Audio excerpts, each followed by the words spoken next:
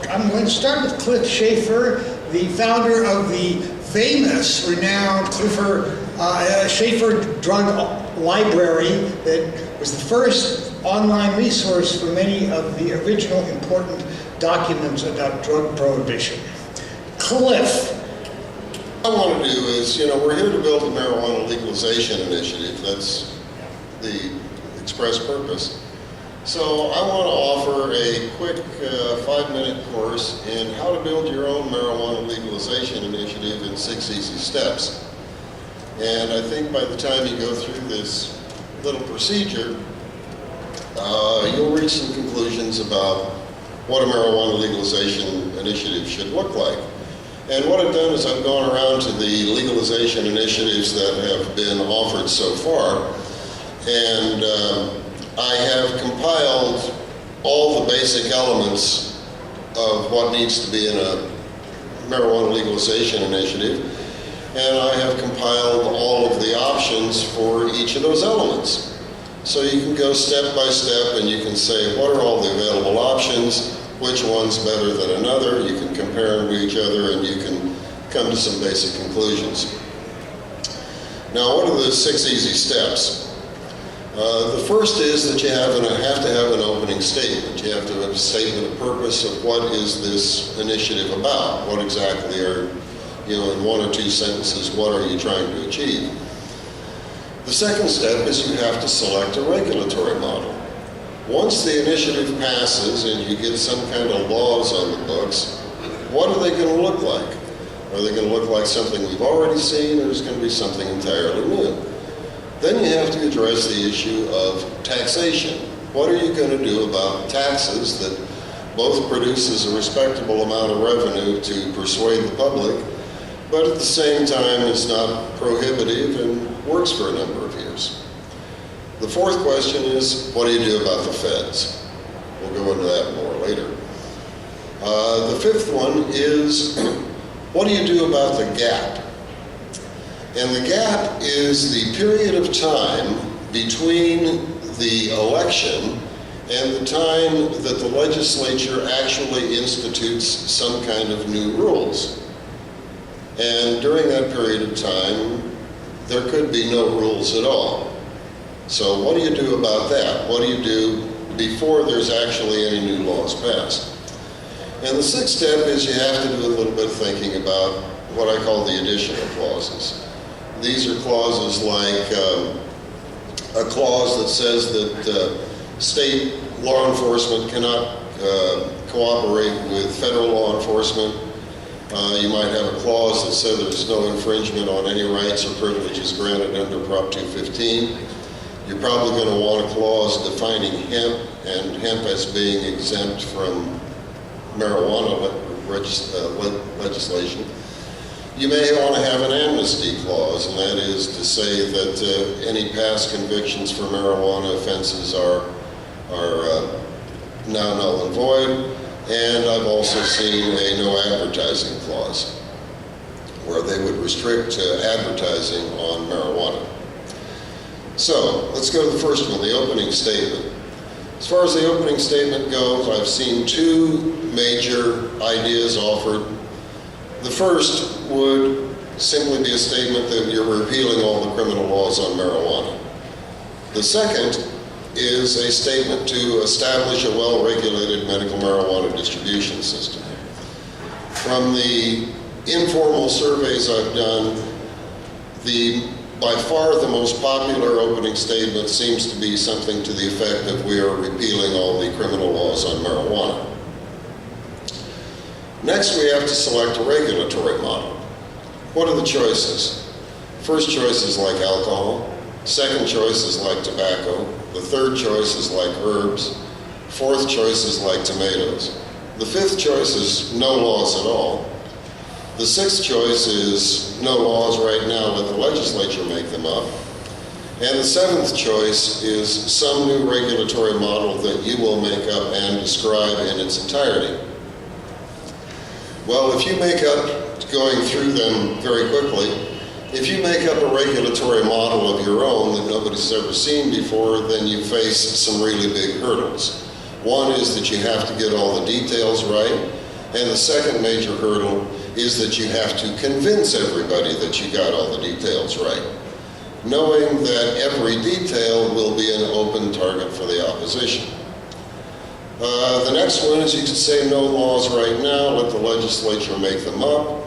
There's two problems with that. Number one, it creates chaos right now and gives no security to the voters. The second is that the legislature is likely to screw it up.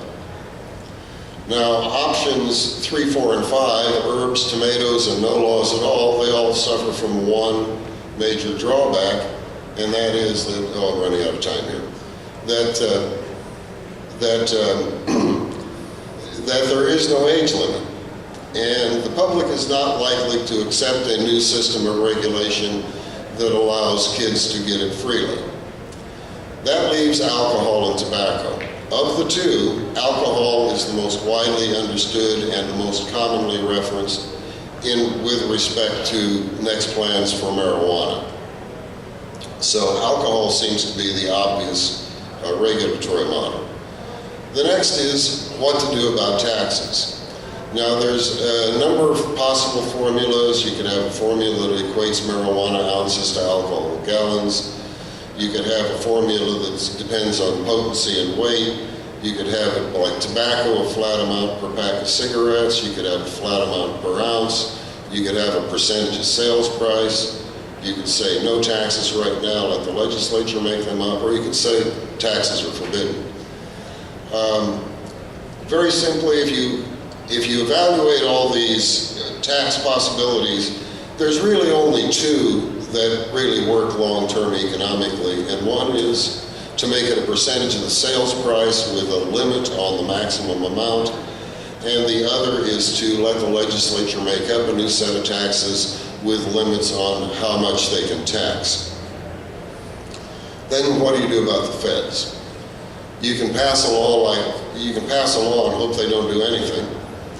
You can pass a medical marijuana regulation system and hope they don't interfere because you call it medical marijuana. You can pass a system that operates even under federal interference. Okay. Do nothing. I've got about 3 more pages here. Do nothing. You can hope that they're so impressed by the vote that they don't do anything. You can stipulate the initiative will not take effect until the feds approve. This would take a lot of discussion, but I go for pass a system that will operate even if the feds try to interfere. The next is, what about the gap? Now, the gap is the period of time between the time that the marijuana laws are repealed and the time that new laws are passed. We don't want to leave a period there with no regulation at all because we will be accused of creating chaos. Therefore, we have to have some kind of default system in place as soon as the initiative is passed to make sure that the voters are reassured that there will be age limits, there will be limits on intoxicated behavior, etc. The solutions for the gap are don't do anything, just repeal the current laws and hope nobody notices the chaos. The second possibility is to delay the effective date of the initiative by 6 months to give the legislature time to pass new laws. And the third possibility is include rules that operate by default even in the absence of new laws. And my choice is for the last one, to have a default system. Then there are additional clauses. We probably should include a clause that says that local law enforcement may not cooperate with the feds. We probably should include a clause that says that this does not interfere with any rights or privileges granted by Prop 215. As for amnesty for past marijuana offenses, personally I think it's kind of politically dangerous, but I go by the polling. As far as a DUI clause, we have to handle DUI, and there's 2 things that we need to consider. One is the open container law. Right now there is no open container rule. The other is actual impairment, so that we don't get tested for chemicals in the blood. Another clause is no advertising allowed except for medical marijuana, and the final one is defining of hemp. What is hemp? The typical method of defining hemp is to define hemp as anything with less than a certain percentage of THC. I think a better method is to define it by its intended use, and that is, if it is not intended for use as a human intoxicant, then it doesn't matter what percentage of THC, and we have to recognize that THC may have good industrial uses. Our next panelist comes to us from Reason Foundation and/or magazine, Tim Cavanaugh, who has been following the marijuana legalization issue very closely and written actually quite extensively on it, especially the Prop 19 campaign. Mr. Cavanaugh, it's a pleasure to have you amongst us. Please impart your thoughts. Thanks. Hi, everybody. Since we're trying to look forward on this panel, I'm going to put in my 2 cents about why I think Prop 19 was extremely important, and although they had a disappointing outcome. Earlier this week, I was caught on a TV Guide channel, an old movie, shown the day before dispensaries were raided in LA, Orange, and Riverside counties this week. The night before that, I caught Dazed and Confused. If anybody remembers this 1993 movie about the last day of school in 1976 and kids going around getting high. And it's this long kind of argument for your right to smoke pot without having to suck up to any authority figure. And the funny thing is that at the time, this was a costume picture. Talking about 1976, and people who were there in 1976 tell me it was more or less an accurate representation of suburban Texas in those days.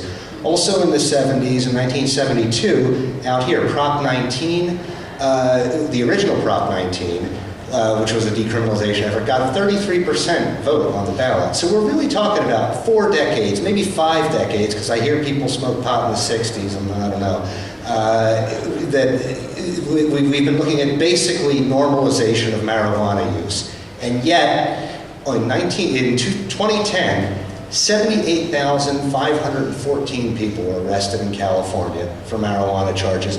That's higher than 2009. It's close to the all-time record, even going back to the 70s when the first presidential panel recommended decriminalization.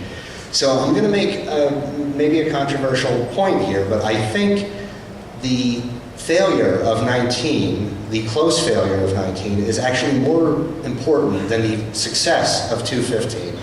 I think if you want to move forward on marijuana reform, you have to get around this idea that it is not about moving to the medical establishment. It's not about new carve-outs for certain patients. It's about your right to smoke pot, to put what you want into your own body. And that's, I'm glad some people are clapping. I'm going to make you stop clapping now by saying that's going to involve some old-fashioned capitalism. It's going to involve having to say people have a right to sell this stuff and to buy it and to try and make money on it and form businesses on it. And I don't want to downplay the humanitarian significance of Prop 215. I voted for 215, was very enthusiastic about it, believe in the humanitarian reasons for it, and I believe there is, fairly solid reason to believe that marijuana is good at treating at least the effects of chemo, for example. But I want to say that I think it's been a long trip in a circle, because here we are after 15 years where we have substituted one potentate for another, first of all. We now answer to, we get excuses from the doctor rather than from the police. We've traded a cop for a doctor, and I don't know how much time people spend around doctors, but they can be pretty dictatorial. And the liberal attitudes that we've seen over the last 15 years could be a temporary thing. There's no guarantee that in 10 years doctors are going to be as easy in giving out prescriptions as they are now. And as we saw last week, the special government granted rights that we get are something they can and will take away without rhyme or reason. We don't know why they were busted in West Hollywood. So this is why I think 19 is important, because it drew so much opposition from the police unions and from chambers of commerce and from the LA Times and all these other defenders of corporatist fascism.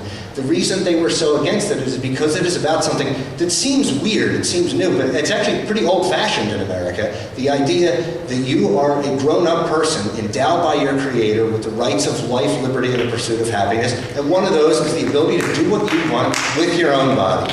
So that's what we need to start building on. I don't think we're going to get any further down the medical path. I think we need to start building on a rights-based, individual rights-based argument for the legalization, total decriminalization of marijuana. When prohibition of alcohol was repealed, it wasn't done because it was doctor's orders. Anybody who tells you whiskey is doctor's orders, you know that person has a problem. It was done because people accepted they have a right to do this, and we don't have to answer to an establishment for it. That's why I think that's the way forward. Some of what I've said may seem rude or radical or something like that, but I really do believe this is the only way forward, or we're going to be, in 40 years, our kids are going to be here, reminiscing about the old pot-friendly days of 2011 in California. Thank you very much. Thank you, Tim. Our next speaker here is Mike Gray, renowned screenwriter of disasters currently, the China syndrome. It's going on right now. What else is brewing? Mike has also been a drug policy activist for many years. Thank you, Dale. Thank you very much.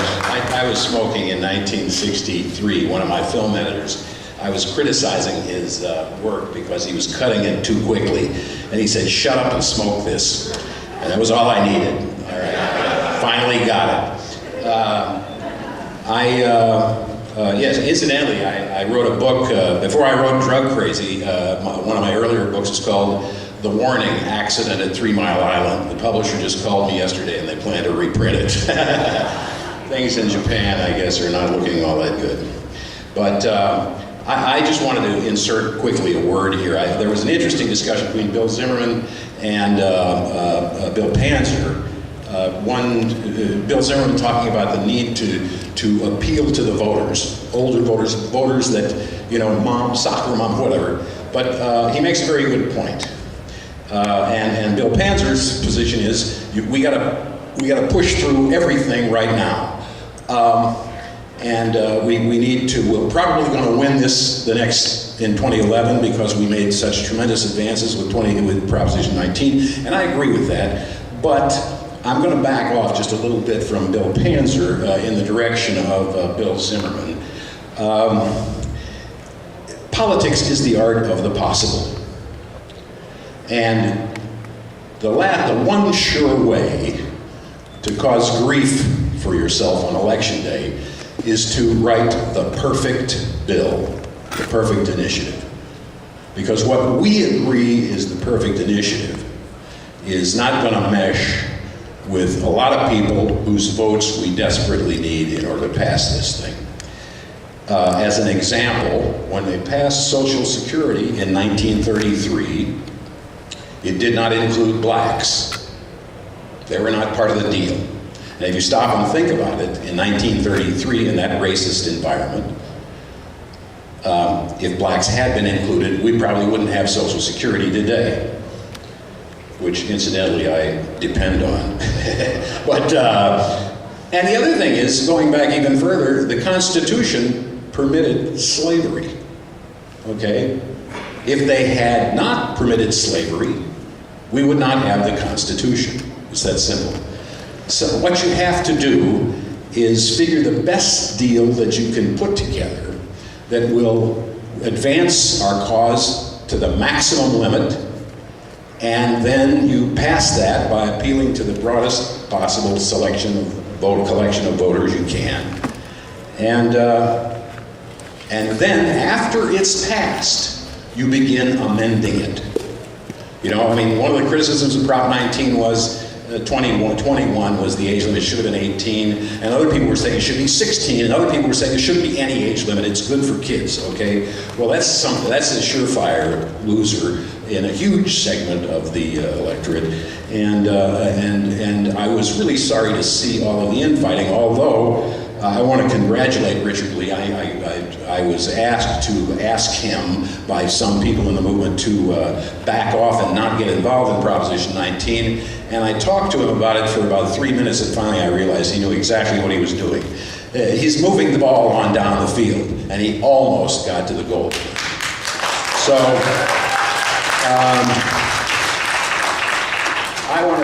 finally, I want to say that the most important thing is we've got to hang together. As they used to say, we will hang together or we will surely hang separately. And the infighting over Proposition 19 was counterproductive and pointless. And I emphatically am going to say that I'm probably going to disagree with some of the details, and maybe I won't even like it at all, but whatever comes up, this next initiative, I'm going to support it with everything I got, and I hope you will too. Thank you. And for our final speaker from way back in the Bay Area in Oakland, we have Mr. Stephen D. Angelo from renowned Harborside Collective. Stevie. Well, Dale, thanks very much for letting me. Can we get this? Trouble with the microphone. Okay. So, thank you, Dale, and to all the other individuals and organizations who put time and energy into putting this event together. I think it's really been a great day. I think this is a critical event. I think events like this are absolutely critical to our success the next time around. I was in an interesting position with Prop 19 the last time around because in the beginning I spoke against putting it on the ballot quite vigorously and publicly. After it was placed on the ballot, however, I spoke out equally publicly and vigorously in support of passing Prop 19. I'd like to join with Mike today in taking that pledge that no matter what the details are on this initiative this time around, that I plan on going into the voting booth and voting for it. I think that if we can all agree to that at this stage of the game, we'll have a better chance of success. I think that there were a lot of really great ideas that were shared today. I found the discussion of repeal versus taxation and regulation really stimulating and illuminating. I think that there's a lot of fertile ground for discussion and thought and debate. My personal view, like Doug Linney's, is that the initiative should advance a system of regulation, should include taxation, and it should be something that I think that a winning coalition could buy into. I found the comment from the signature gatherer from the audience, I'm sorry I don't know your name, brother, who felt that the analogy of regulating cannabis like alcohol actually costs support rather than gaining support, and Professor Kleinman's view that we need to avoid repeating the mistakes of the alcohol and tobacco industries, which spend 20 times as much money creating a market as they do on their product. Also very rich and illuminating, and I think much food for thought there. I think that the idea of the rampant promotion of cannabis being in 7-Elevens and advertised on billboards is exactly what the soccer moms, the single mothers, the parents, the more conservative seniors that we need to win over this time around are afraid of. I share Matt Cuman's observation that the comprehensive statewide system of regulation advanced in Colorado holds many lessons for us here in California. I think we should study it and think about it as we put together this initiative. I found Matt's idea about meaningful access being written into the language of the initiative also very valuable. I was really impressed by Gretchen's identification of mothers and parents as legitimate stakeholders in this debate. And I'd like to salute her for her courage in speaking out the way she did so bravely. Of all the comments today, one stood out the most for me. And that was Diane's observation that the lack of unity we had last time around with Prop 19 had real-life consequences. That thousands and thousands of more people had their lives destroyed by the criminal justice system or the violence of the criminal marketplace. And so some of the speakers today have questioned whether or not we can or whether we should try to include all of the segments of the cannabis community in the effort in 2012. Well, I think if we don't do that, we won't win. We're not going to win without Mendocino, Humboldt, Trinity, and the other northern counties. We're not going to win without the support of the hundreds of thousands of growers, patients, and dispensers whose daily lives revolve around this plant. And of course, they're not going to vote against something that's going to destroy their livelihoods. Would you? Would anybody? Let's not write off anyone. Let's open our hearts. Let's put together our heads. Let's use our imagination. Let's value each other. Let's treasure each other. Let's remember that no matter what our opinions are about how to get there, we've all been called together by this plan, and we all have a common destiny and what happens with her. Thanks. And I really like coming back to the notion that freedom is the issue here, Tim. That really resonates, and I think you're right. Americans have to reclaim the right to their own bodies, the right to drugs. You know, I look at it a century ago, you know, we didn't have these drug laws. You know, in my grandparents' generation, you could walk into a drugstore, buy anything, you know, opium, cocaine, cannabis, certainly over the counter, no questions asked. Maybe you'd sign a poison register saying that you'd bought it, but that was it. But that changed. In fact, 100 years ago, remarkably enough, next month, the end of next month, about April 30th, is the 100th anniversary of the first anti-marijuana law in the United States, which was actually passed in Massachusetts, where there was actually no marijuana problem at all. So how did this happen? Well, it happened that the Massachusetts legislature was writing some narcotics laws, and they were going to bring narcotics under control. And of course, everybody was concerned about opium and cocaine in those days. So the idea was you were going to restrict them to prescription use only. Only medical people could allow opiates and cocaine. And there had been some argument about whether cannabis belonged in this class or not. And most druggists thought, really, it's so harmless and out of the way, it doesn't matter. But other chemists thought otherwise, and there was actually a debate about whether to include cannabis in the first laws. But it got included in Massachusetts. So as of 100 years ago in Massachusetts, it became impossible to get cannabis without a doctor's prescription. Now, in fact, nobody was actually smoking pot in Massachusetts at that time, from what I can remember. I mean, no, I don't think so. Actually, the first evidence of any marijuana problem is in the Southwest, here in California and in Arizona and Texas. There was nothing in Massachusetts. So actually, Massachusetts started to make marijuana illegal before they even had a marijuana problem. The entirety of the modern marijuana problem arose after prohibition started to take place. So, Americans associate marijuana with all sorts of crime and problems, but those crimes originated entirely with the laws. And 100 years ago, there was no drug problem. You read through the newspapers of the turn of the last century, and Teddy Roosevelt was president, and America was strong, and Carnegie had the steel mills, and Thomas Edison, who was using cocaine, actually drinking it, to be specific, in cocoa wine, and there's no record of drug problems, drugs being this awful thing. Everybody just realized you were taking your chances with drugs. So, I just got the 5-minute warning myself.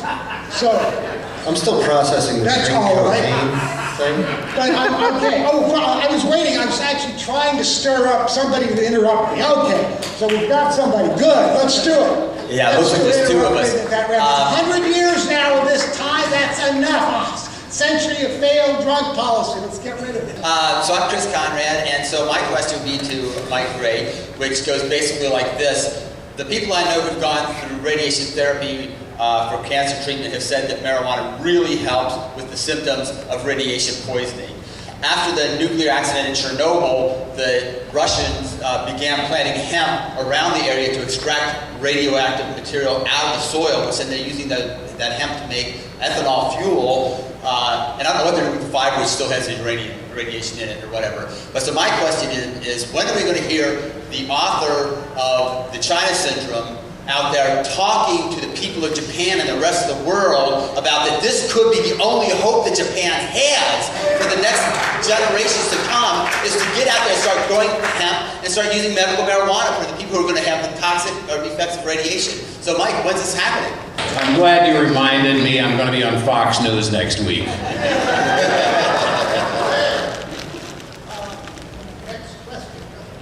Yes, Richard Davis here, USA Hemp Museum. It's incredible that an outside man, and I call him an outsider because I didn't know of his existence, Tim, from Reason, would bring up the fact that we don't have a discussion about our rights here. I wrote an initiative, and I would like to give him a copy, that establishes cannabis, a plant, as an inalienable right of Californians. The Declaration of Independence defines inalienable rights as those given us by the Creator. Among these are life, liberty, and the pursuit of happiness, and cannabis, given us by the Creator. This is our right. California has incredible rights. The Declaration of Rights, if you haven't read it lately, is incredible. Life, liberty, property, privacy, happiness, safety. All these are inalienable rights. Cannabis just does not fit into that at all. And my initiative leaves the government out altogether. It gives people the right to the plant. Well, I'm an outsider, so I don't know if I apply to that, but I think I agree with you 100%. I mean, I see this coming from the individual right to do what you want with your own person, and to have ownership of your own body. So, absolutely, 100%. I look forward to reading your initiative. I hope it passes. Interestingly, one of the arguments against passing the Bill of Rights was that if you start enumerating stuff, there might be a presumption that if it's not in there, you don't have a right to it. So, I'm generally not a fan of, specifying you have a right to this. I think the presumption should be 9th and 10th Amendment type stuff, that if it's not mentioned, it's allowed. But thank you. Hi, my name is Mara Felsen, and I'm a lawyer from San Diego. And first I want to thank you for putting together such an amazing and dynamic panel. I was sad that I had to miss half of the legal panel that I practically came for, because I wound up being able to talk to Professor Kleiman, and I felt like having an opportunity to spend a half an hour to try to change his mind was the best way to spend the time. And so thank you so much for Could I ask what you were trying to change his mind on 19? I was trying to, actually what I was trying to do was get at his impression that that dispensaries were a joke, and that the preponderance of 18 to 24-year-old males lingering around necessitated the conclusion that this can't possibly be a legitimate medical use. All right, amen to that. You let 18 to 24-year-old males hang out, they're going to do drugs. But not only that, I actually, and I was able to elicit in the form of a question, just asking him about, I was just trying to get at his opinions about certain things that were appropriate medical things, and he was saying he was denigrating the possibility of depression and whatnot. But I was saying, well, what about PTSD? And he said, oh, PTSD, well, that's completely different. And I said, well, who do you think gets PTSD? And he said, veterans. And I said, well, what age do you think people are that are veterans? You know, and it was like, it was wonderful. It was really wonderful. And now you made me forget my question. Maybe you should tell them that sometimes pot is good for curing professoritis. Well, but part of what I wanted to actually direct this towards was you, Tim, because my involvement in this whole movement really came more as a patient and trying to exercise rights that I thought existed, and only to find that they really didn't. What I realized is that this all does kind of come down to building of alliances with really, really strange bedfellows.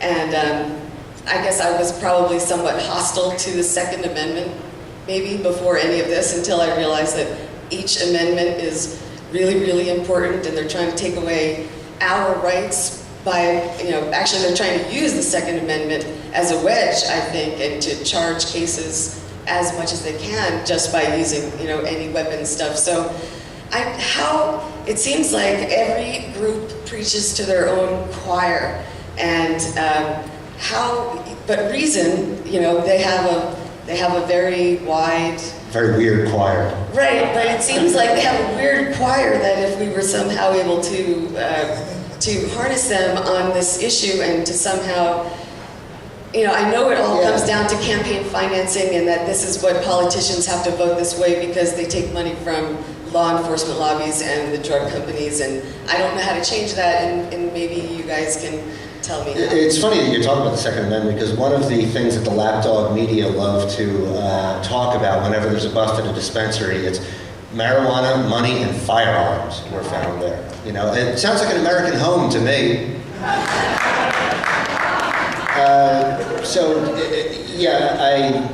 I think, the Libertarian Party is always dutifully on board with these things, and we have a lot of stuff. And Reason is not affiliated with the Libertarian Party. I'm a member of the Libertarian Party myself, but not speaking for the magazine. I think we see a lot of common ground here, and 215 is a great example of those strange bedfellows. They got to about 60%, something like that, and that involved a lot of folks who would not be with us on all sorts of economic freedom issues, and certainly wouldn't be with us on guns and things like that, but saw it as an issue for them. And again, I think 215 is an example of the kind of result you get when you're trying to bring all the chefs in to make the soup. You get something that is still to this day leaves us in a lot of ways where we started. Sorry. This question is directed to Mike Gray. If we're going to get large crowds of people out, I mentioned this when I was up there, to listen to us, we need to get celebrities involved. You're from Hollywood. How do peons like myself approach, how do we reach these celebrities to get them to come out to our events where we're trying to educate people? Offer them a joint and say, you'll almost always, I have noticed that there are certain individuals who have tremendous sway with the Hollywood community, and they seem to always have this Halliburton case with them. That, there are a lot of dope smokers, and of course if we go as far as Charlie Sheen, we can say list practically anything in the pharmacopoeia, but seriously, there is plenty of support for this. Some people have to be coaxed into coming out, just as they did on the gay issue. And the main thing that the rest of us can do is try to clear space, not only for celebrities, but also for the politicians. The politicians agree with us. They know this stuff. Most of the sane ones are well aware that this drug war is insane. But they're terrified of getting caught with their, protective armor down, and as far as, reaching individual people within Hollywood, I've been doing the best I can. That's all I can say. And, you never know. If you run across one, ask them. Also, after the way James Franco delivered, I mean, we got to say that we have some Hollywood. Right. One of the problems, I've always found with the celebrities is it's not so hard to convince the celebrities. The problem is convincing the celebrities' managers. They'll answer you. Steve, first of all, you asked who would vote to take away their own livelihood. I did it last November, and I'm certainly looking forward to doing it next year. Bravo, Bill. Some people said that by voting for 19, I did too, so, yeah. But it does, beg the question, right now we have kind of benign enforcement in the northern counties, so people like it the way it is because they're making money. Of course, if enforcement gets upgraded, you get a different DA or a different sheriff in there, and things change overnight, people's feelings change overnight. But I think the real issue has to do with the false economy created by the prohibition. And I think there's no way of getting around the fact that legalization will result in prices coming down. And how do you deal with that issue vis-a-vis the growers now and what they're used to making?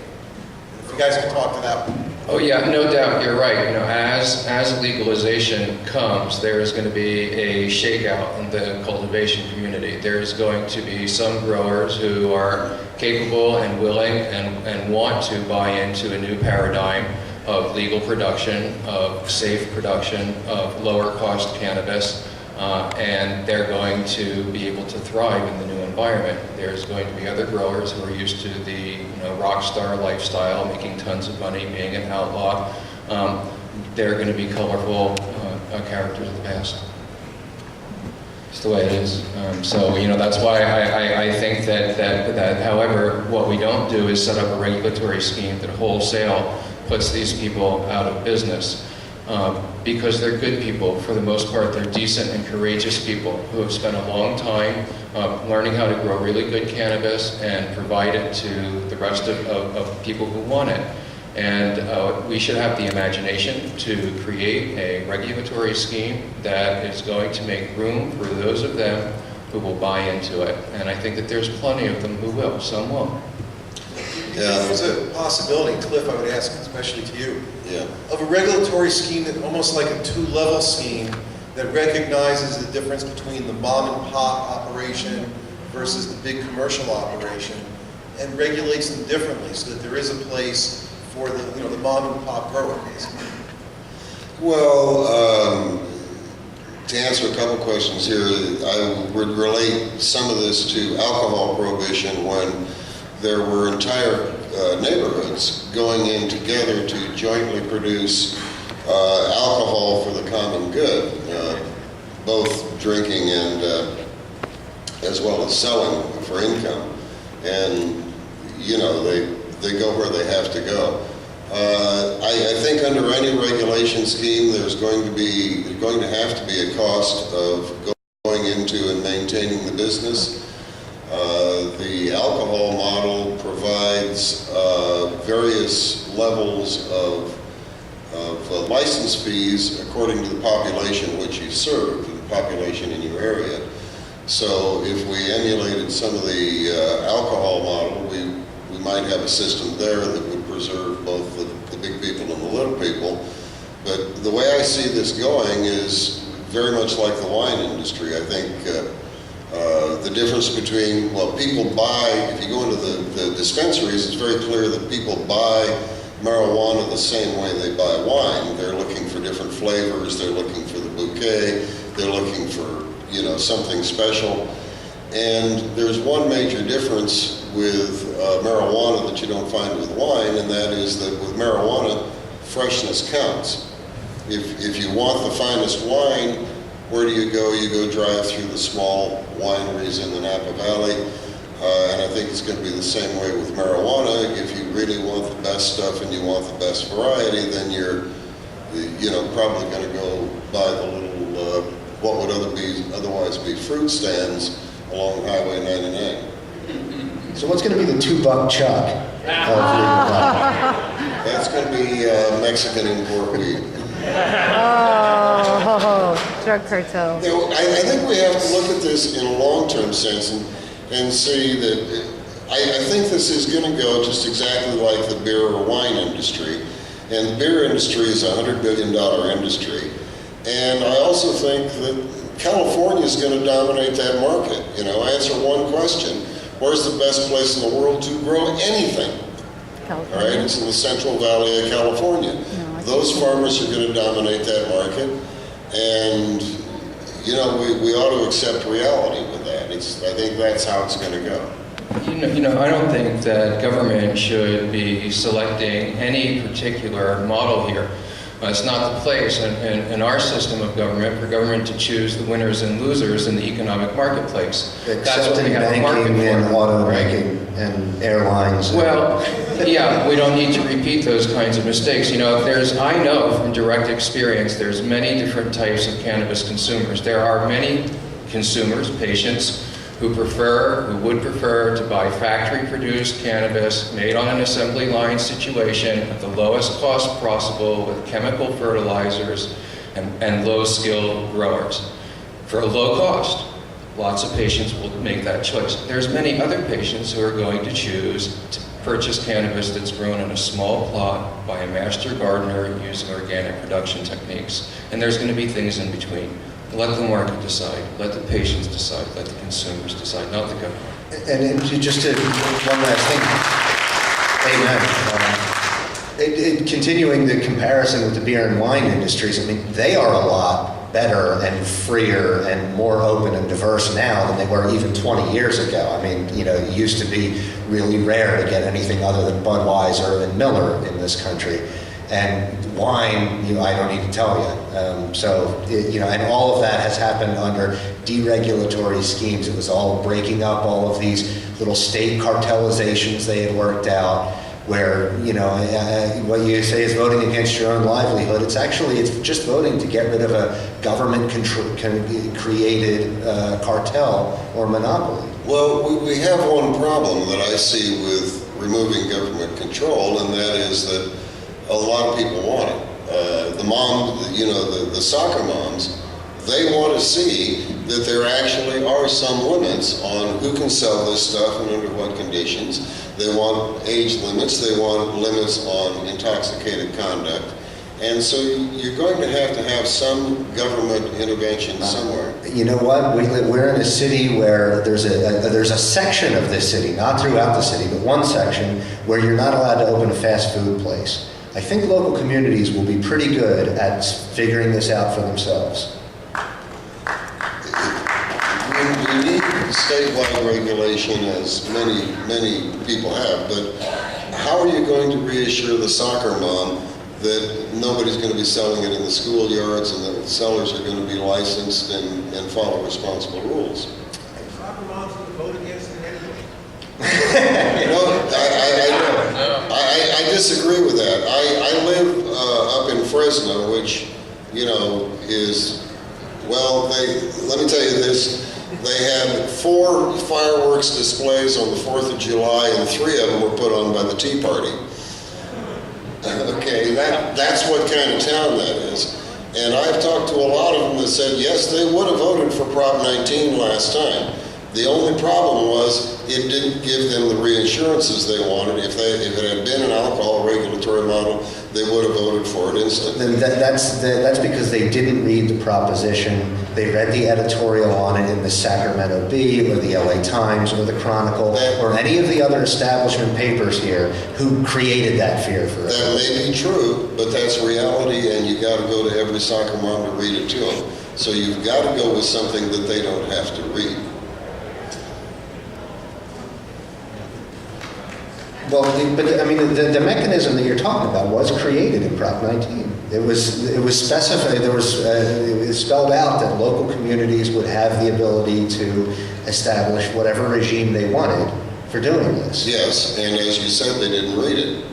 Well, And I would actually interrupt. I would point out also it isn't even clear that that particular part of the initiative is constitutional, because the California state constitution doesn't allow local communities to override state statutes. And since the state statutes weren't repealed, there's a real question whether that would have been enforceable, but it's all academic.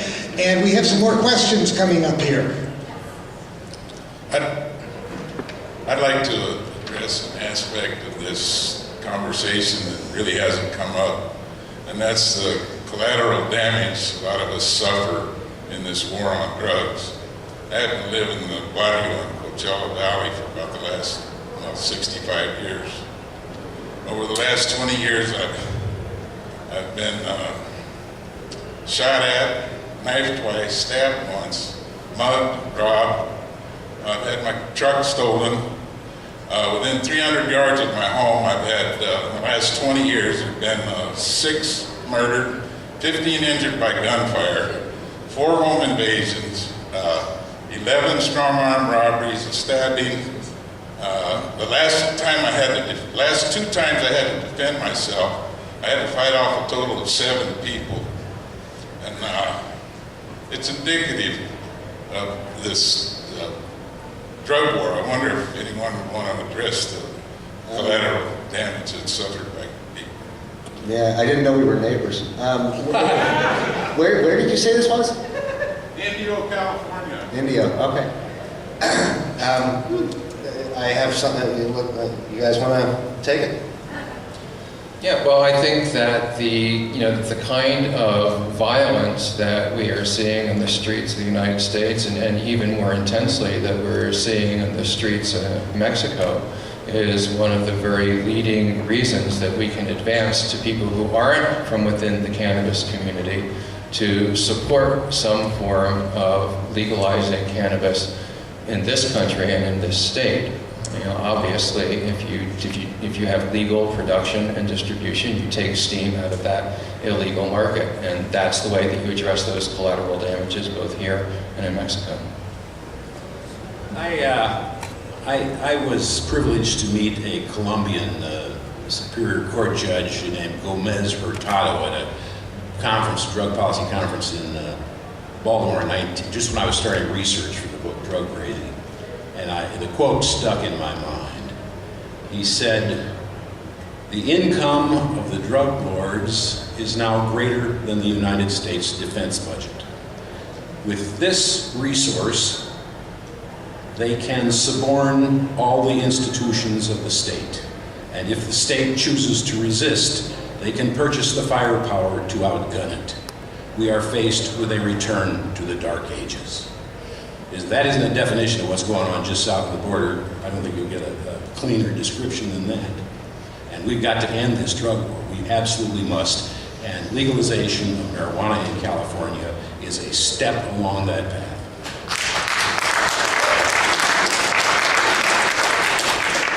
Hi, I'm Stephanie Landa, and I did about 4 years in federal prison.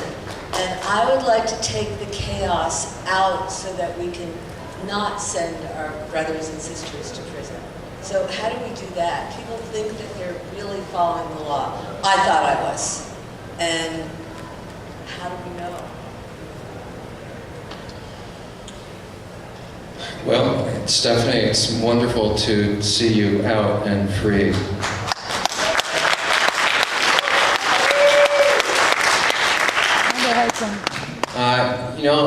There's not an easy answer to that, unfortunately. I think there was an attempt with 19 to try and do that last time. I think that the reason that we're here today is trying to find a language that we can all agree on, that's going to be clear, that's going to protect as many people's rights as possible, that's going to address some of the holes that we may have left in some of our past accomplishments. That's something that the rest of the states that are going to buy into, and something that we can pass.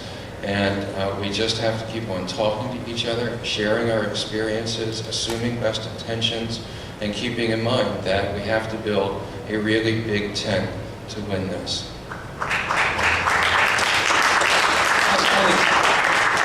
On the issue of all the people who are currently in prison, I I think it would be a mistake to attempt to include language to free them in this initiative, because that's going to creep out a lot of people who don't know the details and don't understand that most of the people who are in prison are there for absolutely no reason.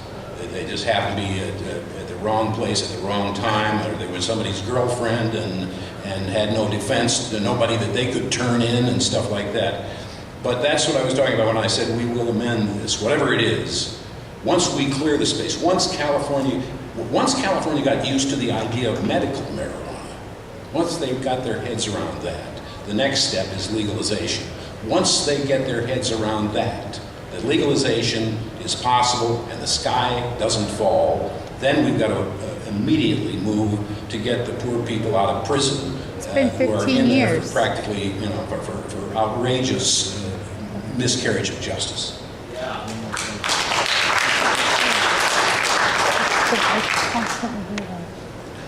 Hi, O.B. Gold here. Question for Steve. Steve is the proprietor of one of the largest dispensaries, in the United States, the world? I think you have your thumb well on the pulse of the retail marketing of marijuana.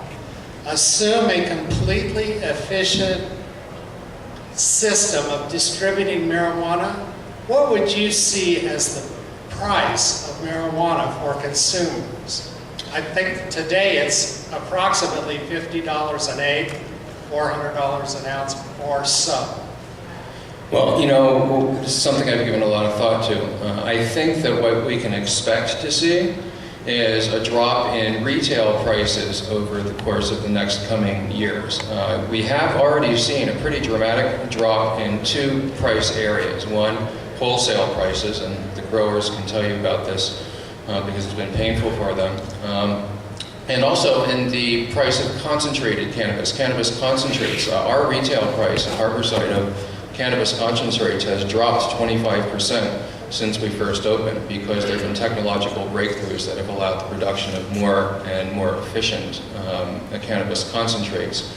So I think that as you see more cultivation, more licensed cultivation, as you see more collectives being licensed and regulated, more competition on the retail level, you're going to see prices going down at the rate of about 5% a year for probably about the next 5 years is my expectation.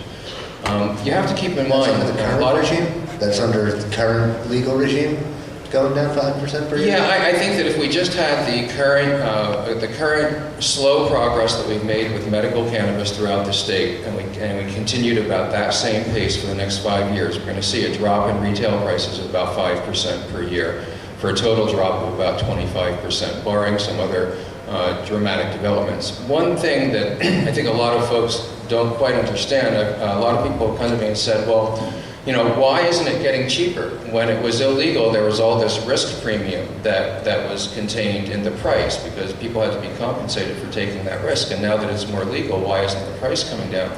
Well, from my point of view, I have a lot of costs that an illegal dealer doesn't have. I pay for laboratory testing of my medicine. I pay for workman's comp insurance and liability insurance. I pay to train all of my employees. I have a 22-camera surveillance system.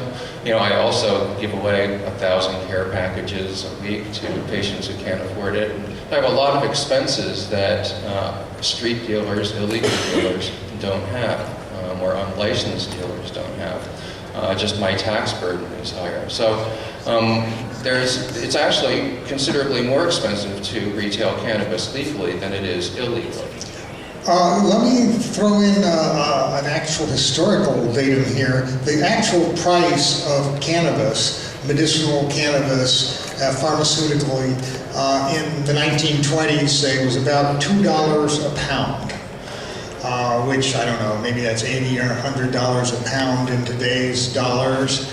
Of course, at a time when it's always at least in quadruple digits. How do you see, can you see an industry surviving at such low prices? Well, production prices now, cost of production, depending on who you talk to, ranges from a low of about $500 a pound to somewhere between $1,000 or $1,200 a pound in an indoor facility that's getting electricity at a reasonable price. outdoors, you can, depending on how it's being grown, the cost of production can fall quite beyond that. I don't think that you're going to see cost of production in any scenario at $80 to $100 a pound that I can imagine. Not decent cannabis.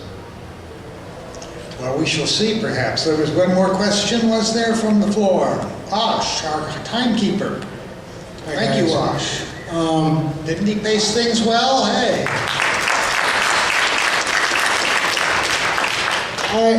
I take the issue of legalization in a sense that the growers are not going to make any money or whatever as a red herring.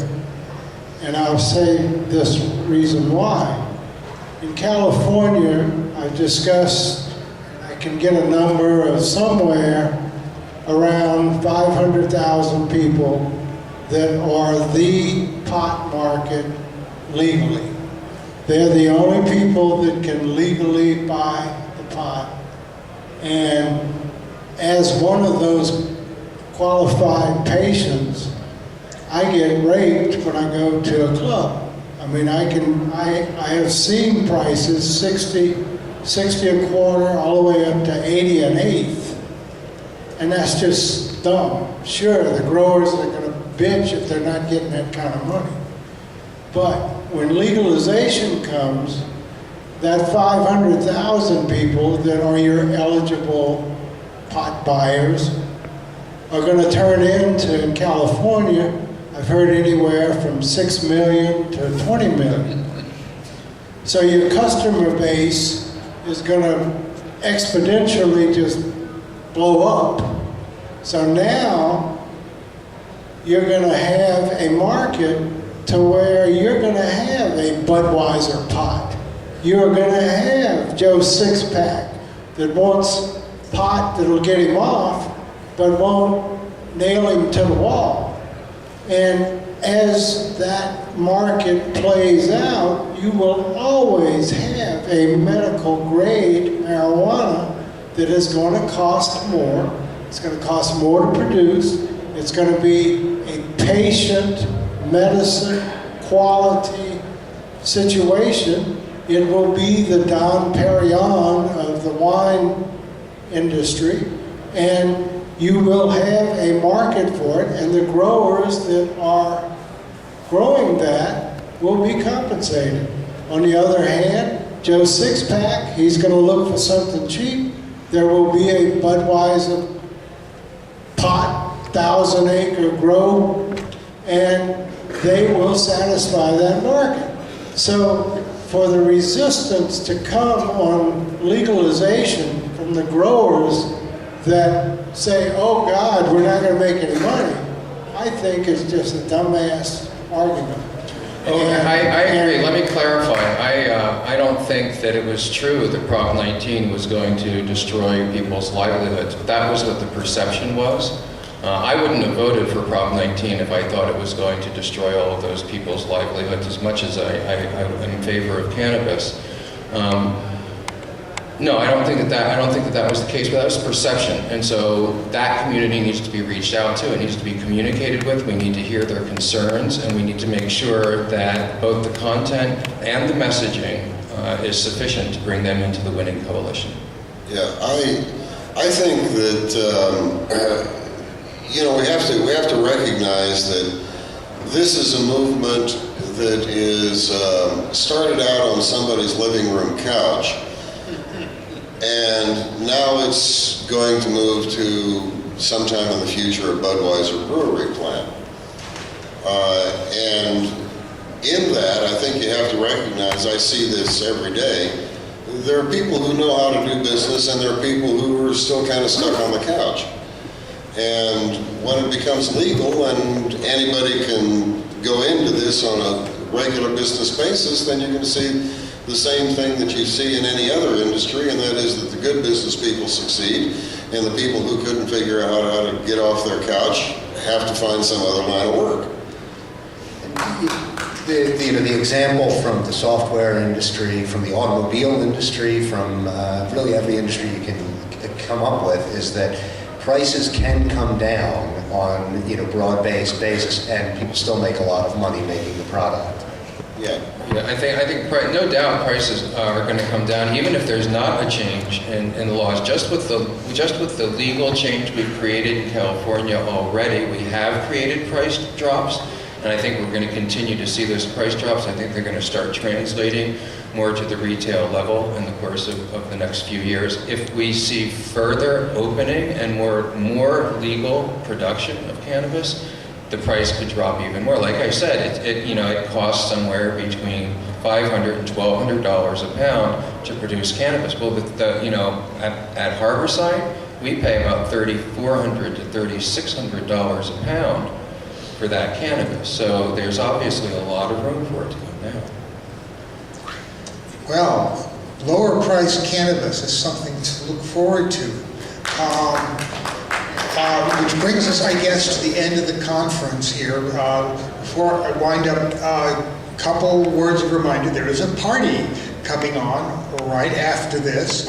I think we're supposed to evacuate and come back in again. The party will be going on till 10 o'clock, something like that. And please pick up after yourselves.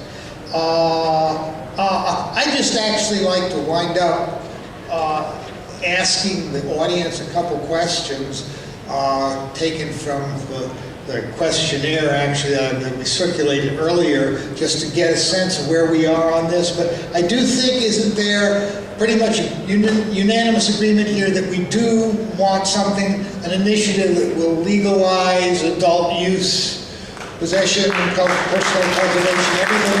There's no disagreement. Anybody raise their hand in disagreement to that? No. Okay. And also, I think reducing penalties from felonies to something better than felonies. Everybody can agree on that, right?